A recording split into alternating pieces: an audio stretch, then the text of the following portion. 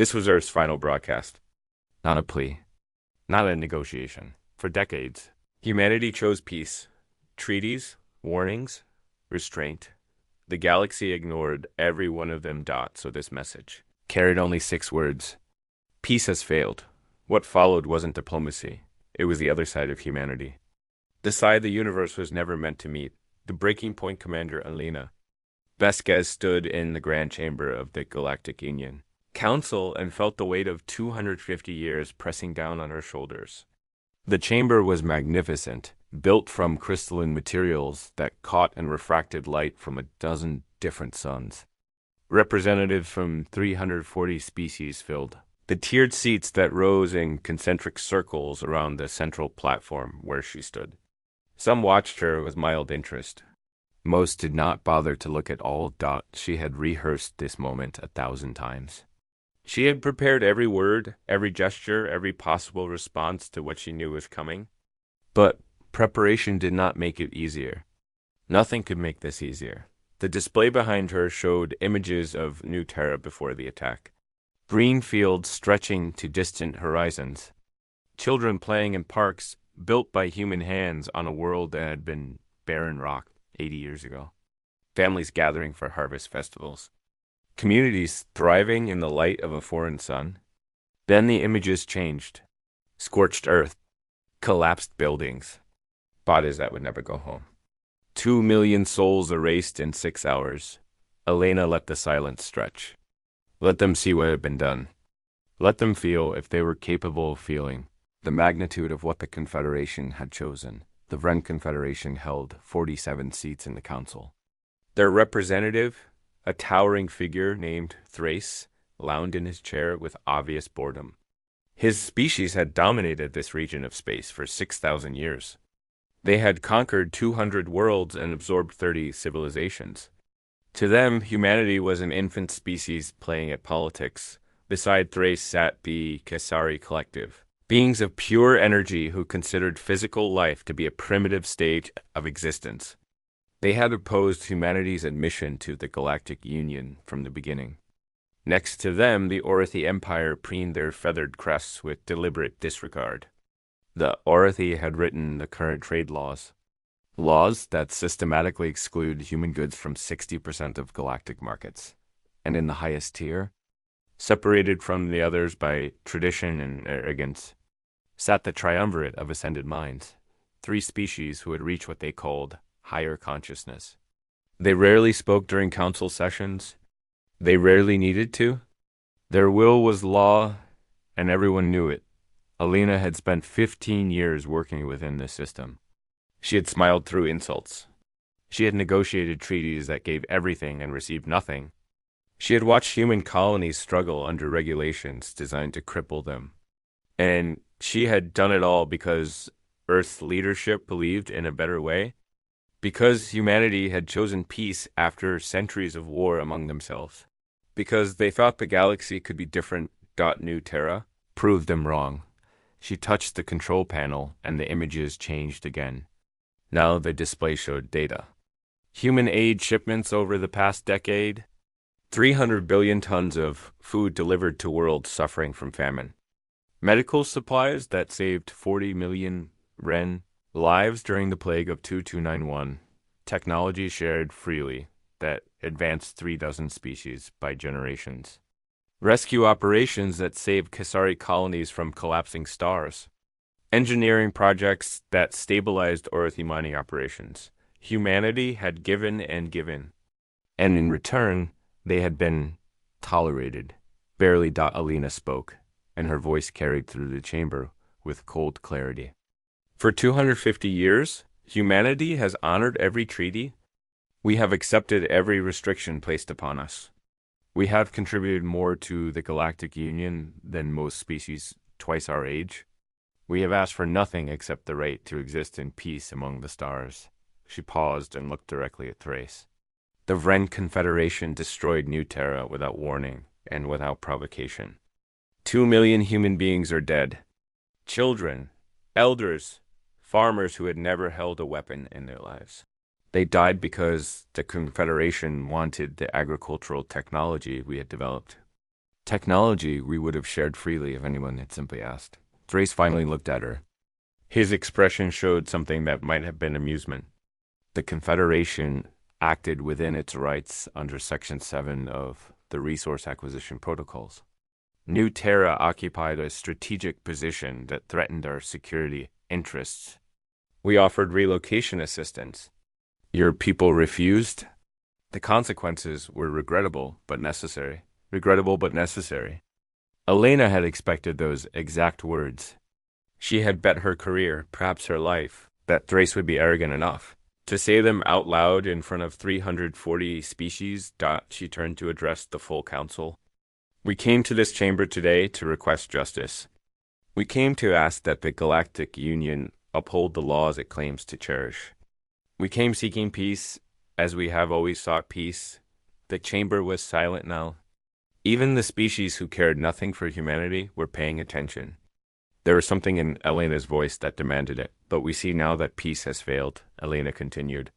Not because humanity abandoned it, but because this council has decided that peace only applies to the strong. That laws only protect those with ancient histories and powerful fleets. That 2 million human lives matter less than Confederation. Strategic interests. She straightened her uniform and looked at each major power in turn. Earth's government has authorized me to deliver a final message. We are withdrawing our petition for justice. We are withdrawing our request for intervention. We are withdrawing from the fiction that this council operates on principles rather than power. Thrace leaned forward slightly. That seemed almost like interest. You threaten to leave the Galactic Union? Your economy depends on our trade networks. Your colonies exist because we allow it. You are children playing with toys we gave you. Leave if you wish. You will come crawling back within a generation. Elena smiled, and it was not a pleasant expression. We are not leaving the Galactic Union. We are simply done pretending that our kindness came from weakness. Done pretending that our generosity came from need. Done pretending that we chose peace because we had no other choice. She activated the final sequence on her display. What appeared made several council members gasp. Fleet positions. Weapon systems. Strategic assets. All of it hidden. All of it waiting. All of it ready for 250 years. You thought we were weak because we did not fight, Elena said quietly. You thought our mercy meant we could not harm you. You thought our patience was the behavior of a species too primitive to understand power. The display showed more. Human ships emerging from stealth positions across 40 systems. Defensive platforms coming online around every human colony. Technology that made the Confederation's military look like ancient relics. We are the descendants of a species that survived ice ages and plagues and wars that should have destroyed us. Elena continued. We are hunters who chased prey across continents until it died of exhaustion. We are survivors who clawed our way to the stars through determination and blood. We did not join the Galactic Union because we needed protection. We joined because we thought we could be better than what we were. She looked at Thrace one final time. You killed 2 million of us and called it regrettable, but necessary. Now you will learn what humans call necessary. We tried peace. We gave you 250 years to prove that civilization could mean something more than conquest. You failed that test. Elena turned and walked toward the exit. Her words echoed through the chamber as she left. Now you will meet the other side of humans. The side we buried beneath treaties and patience. The side we hoped you would never see. And when this is over, you will understand that our mercy was always a gift, not a weakness. The doors closed behind her. The Galactic Council sat in stunned silence. And across 40 star systems, humanity stopped being patient. The reckoning, the Confederation strike, came 72 hours after Elena Vasquez walked out of the Galactic Council. Thrace had not believed her warnings. None of them had. They saw human defensive platforms coming online and interpreted it as desperation. A last attempt by a weak species to appear strong. The Confederation High Command decided to end the human problem quickly and permanently. They sent 600 warships to Earth's orbital space. It was more firepower than had been assembled in 50 years. enough to reduce a planet tash, enough to make an example that would echo across the galaxy for generations. The fleet dropped out of hyperspace in perfect formation. Weapons, charge, and targeting systems locked onto Earth's defensive stations. Admiral Marcus Chun watched them arrive from the command deck of humanity's Resolve, hidden in the shadow of Earth's moon. He was 73 years old and had spent his entire life preparing for a war he prayed would never come. He had trained in secret facilities. He had studied every battle the Confederation had ever fought.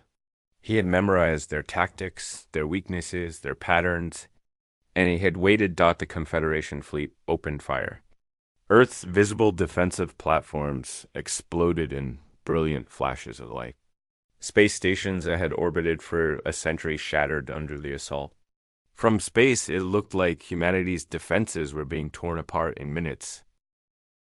Thrace watched from his flagship and allowed himself a moment of satisfaction. Humans had talked boldly, but when faced with real power, they died like everyone else. Then the moon moved. It was not actually the moon. It was 40 warships that had been built inside lunar caverns over 200 years, waiting in perfect silence, invisible to every scanner the Confederation possessed. They emerged now with engines blazing and weapons systems that should not have existed. Admiral Chen gave the order. His voice was calm. Weapons free. Show them what we are. The human fleet moved like nothing the Confederation had ever seen. Their ships did not follow standard tactical formations.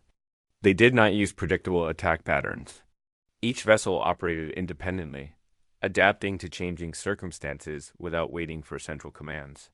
To a species that fought through rigid hierarchy and established doctrine, it was chaos. To humans, it was how they had always fought.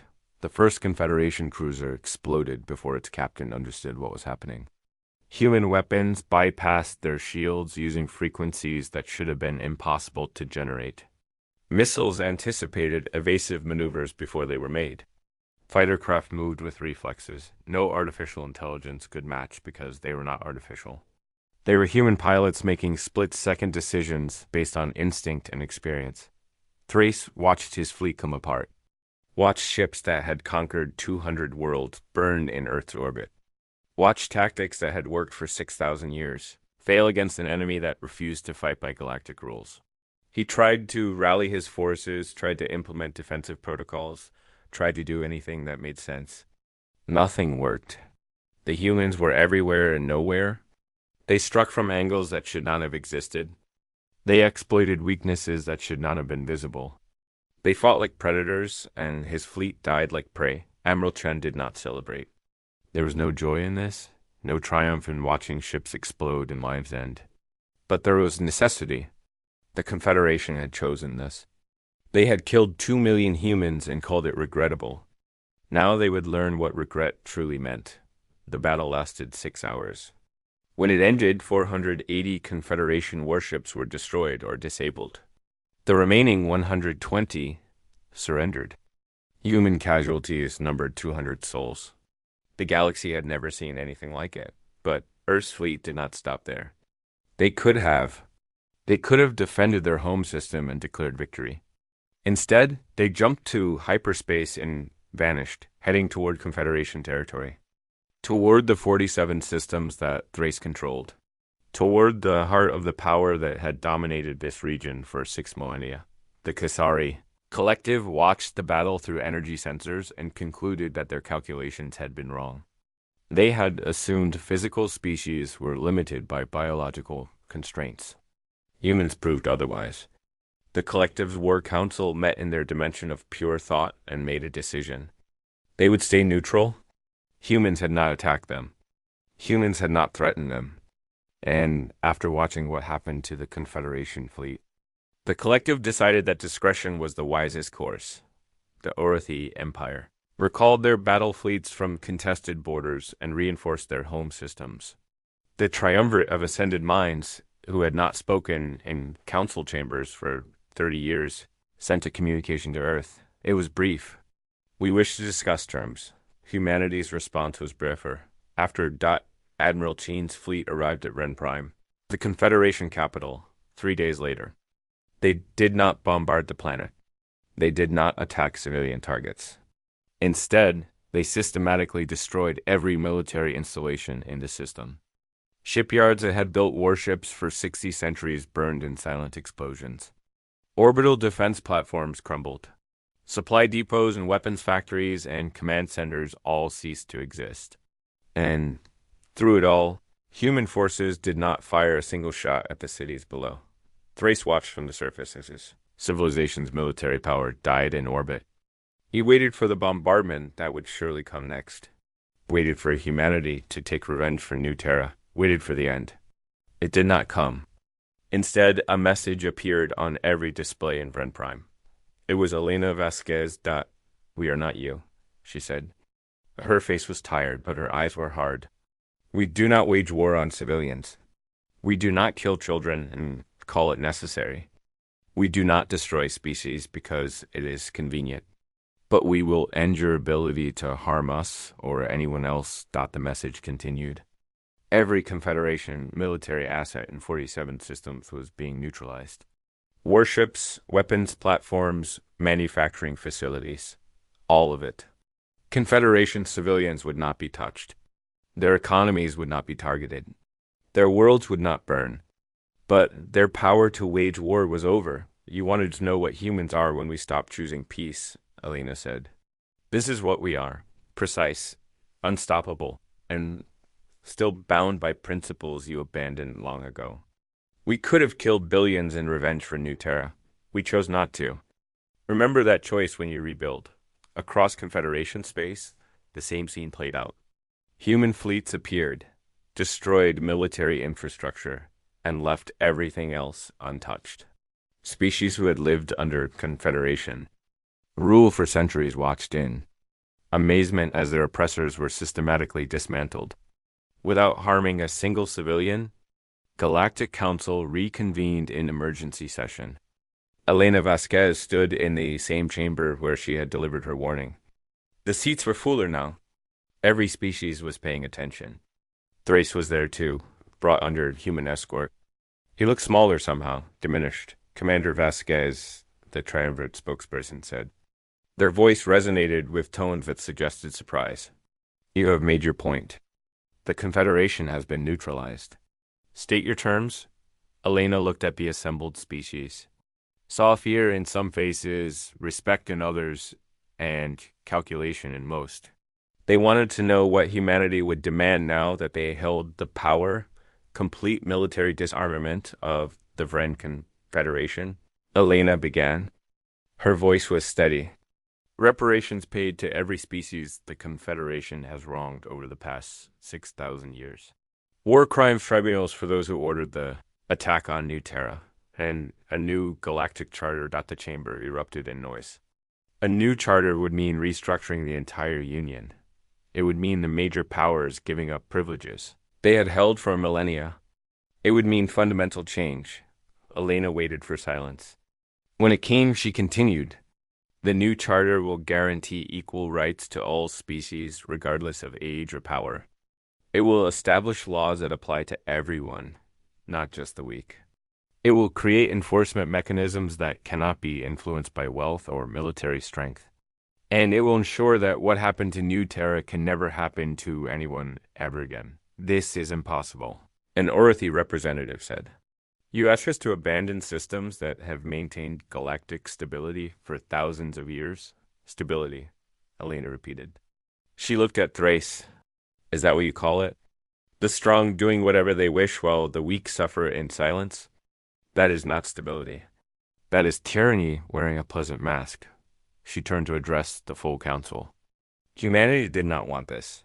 We came to the stars hoping to find something better than what we left behind on Earth. We hoped that a galactic civilization would be wiser than we were. More kind. You disappointed us. You proved that power without accountability leads to cruelty regardless of species. So we will not ask for your cooperation. Elena said, we will require it. The new charter will be implemented. War crimes will be prosecuted. And humanity will enforce these terms until every species in this chamber understands that mercy is not weakness and patience is not permission. And if we refuse? Thrace asked. His voice was quiet, defeated. Elena looked at him with something that might have been pity. Then we will continue doing what we have done for the past week. We will dismantle every military force that opposes the new order. We will do it without killing civilians. We will do it without conquering your worlds. But we will do it until you understand that the old galaxy is gone and something better is being built on its ruins. The council voted 3 days later. The new charter passed unanimously. No one wanted to test whether humanity was bluffing. No one wanted to learn what the other side of humans would do if pushed further. 5 years later, Elena Vasquez stood on the observation deck of Unity Station, built in neutral space as the headquarters of the reformed Galactic Union. Around her, representatives from 340 species worked together under laws that applied equally to all. The Confederation had been reorganized into 47 independent systems, each with a voice in the new council. War crimes tribunals had brought justice to those who ordered atrocities. And humanity had begun, slowly and carefully, to step back from active enforcement. Admiral Chun joined her at the window. Together they watched ships from a dozen species dock at the station. Species that had been enemies for centuries working side by side. Do you think it will last? Chun asked. Elena considered the question. I think we gave them a choice. Be better or face the consequences. Some will choose better because they believe in it. Others will choose it because they fear what we will do if they do not. Either way, the galaxy changes. Doc comments for next part.